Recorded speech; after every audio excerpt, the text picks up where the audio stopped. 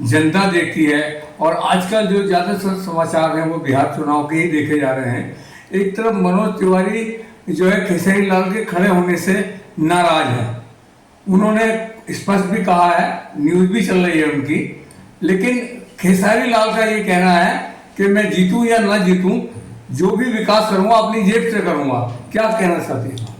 वही मैं कह रहा हूं जर्नलिस्ट महोदय कि मनोज तिवारी क्या नचनिया बजनिया गवनिया नहीं है, वही भी फिल्म से आए हैं जी। आप जो है जो गोरखपुर से अभी जो जीते हैं, क्या वो नचनिया गवनिया और भोजपुरी का उनको लगता है कि जो केजरीवाल लाल जीत जाएंगे। इस तरह की दोषारोपण करना, अगर कोई आदमी अपनी विलक्षण शक्ति रखता है तो वो अगर उसको दिया है तो आपने क्यों दिया है?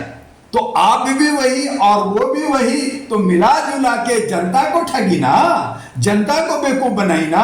और ये नचनिया गवनिया को आप पकड़ करके अपना जो है सारा मोटो, अपना सारा कि ये सब दबे रहेंगे क्योंकि शिक्षित नहीं है, क्योंकि ये सब लोग जो है सुरक्षित नहीं है, तो हम इनको जो है हाँकते रहेंगे बाएं गए बाएं की तरह। तो ये जो है लोकतंत्र की खूबसूरती नहीं है। ये बिहार को के जो है लोकतंत्र पे और चुनाव पे ये सब कालिक पोत रहे हैं। तो इसका एक ह्यूमन राइट्स के नाते मैं किसी एक पार्टी का नहीं हूं, मैं किसी दूसरे पार्टी का नहीं हूं। जो सच है वो सच को बताऊंगा, सच्चाई नहीं छुपती। और यही है कि आज जिन्हें टिकट मिलना चाहिए, जिनको आगे जाना चाहिए, जिनको जीतना चाहिए, वो बेचारे सिमट जाते हैं, आवाज नहीं उठाते, क्योंकि उनके पास धन और बल नहीं है। खेसारी लाल के पास धन भी है, बल भी है, उस पे जो है वो दम भर रहा है, वो कह रहा है कि मैं सारा कुछ करूंगा। तो ये सारा का एक एफिडेविट बनना चाहिए सुप्रीम कोर्ट के थ्रू या इलेक्शन के थ्रू।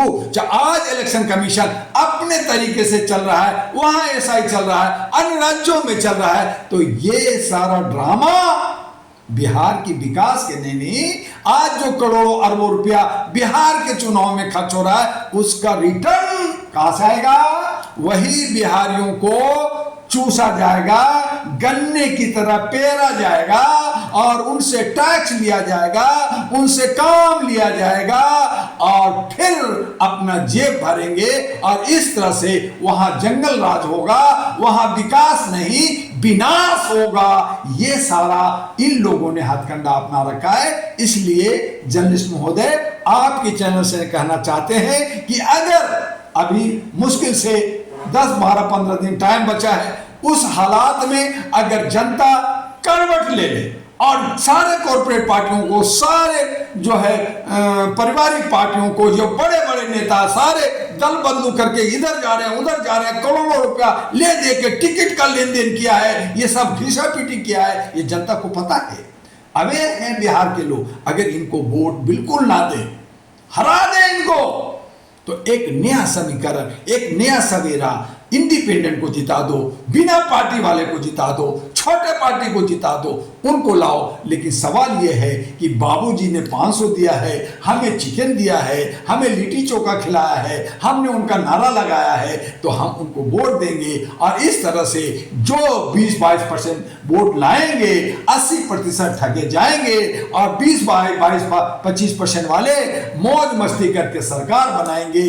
और इस तरह से नीतीश कुमार चूंकि बड़ा भाई है, अगर नीतीश कुमार को चीफ मिनिस्टर बीजेपी नहीं बनाता तो सेंट्रल सरकार, मोदी की सरकार गिर जाएगी। मोदी बौखलाए हुए हैं, डरे हुए हैं, बोल रहे हैं कि मैं तो जीतेगा तो बनाऊंगा, लेकिन अंततोगत्वा नीतीश कुमार को, मोदी जी को मुख्यमंत्री बनाना पड़ेगा। नहीं बनाएंगे तो सेंट्रल सरकार गिरेगी और इस तरह से उनको नुकसान होगा। इसलिए हो सकता है कि 2.5 साल नीतीश कुमार और उसके बाद उनको उल्टा पुल्टा करके कुछ भी कर दे और उसके बाद में किसी बीजेपी का, चाहे वो जो है सम्राट चौधरी है या कोई और है, अग्रवाल है, बहुत सारे उनके बीच में जो कह रहे हैं कि मैं बनूंगा, तो वो गेम जो है पाला वो मोदी और अमित शाह के अंदर है। मोदी और अमित शाह ने एक बहुत बड़ा और गेम खेला कि आज छठ के नाम पे लाखों करोड़ों बिहारी भाग रहे हैं सभी राज्यों से। बिहार के अंदर चुनाव अगर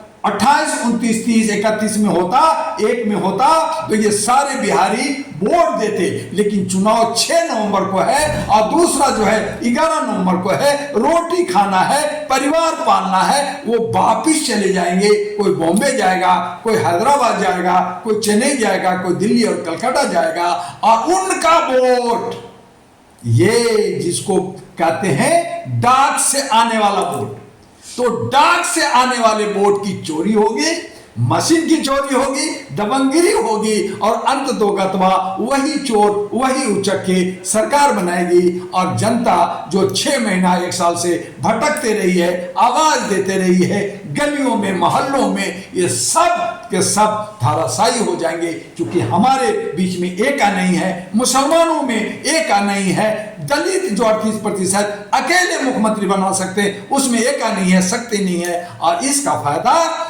मिलने जा रहा है नीतीश कुमार। और एक और न्यूज वहां पर बिहार में चल रही है, पवन कुमार जो अभिनेता है उनको लेकर, उनकी पत्नी को लेकर। देखिए, ये सब यही इलेक्शन के वक्त में मुख्य मुद्दा से भटकाने की पार्टी से है पवन कुमार।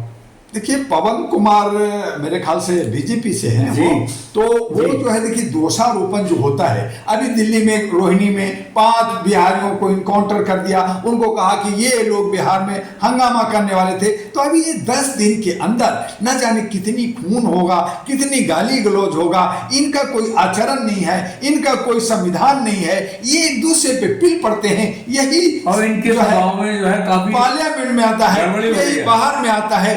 सारे जो है बलात्कारी लोग हैं। अब तो लड़की क्या लड़का क्या सबकी बलात्कार हो रहा है। सब साधु सन्यासी वही जो है सब के सब चोर उचक्के निकल रहे हैं। इन्हीं की सरकार में 1-2 नहीं 114 पे केस चल रहा है। ये सब बच्चे कुचे हैं, तो जिसकी लाठी उसकी भैंस। और इस तरह से ये लोग जो है खा रहे हैं, जिनके पास पहुंच नहीं है, जिनके पास जो है संसाधन नहीं है, वो बेचारा किनारे हैं। जबकि सच्चा आदमी है, लेकिन उसको पूछता कौन है? तो इसी को कहते हैं तानाशाही, इसी को कहते हैं राजशाही, इसी को कहते हैं संविधान जाए भाड़ में और जो है लोकतंत्र भाड़ में जाए। ये तो कहने का है मेरी मर्जी, और ये मेरी मर्जी में बिहार को लूटा जा रहा है, अब बिहारी लूटाया जा रहा है। देखिए, बहुत ही संक्षेप में बताया। जी हाँ, देखते रहे हमारा ऑनलाइन यूट्यूब चैनल। धन्यवाद। अपने उसको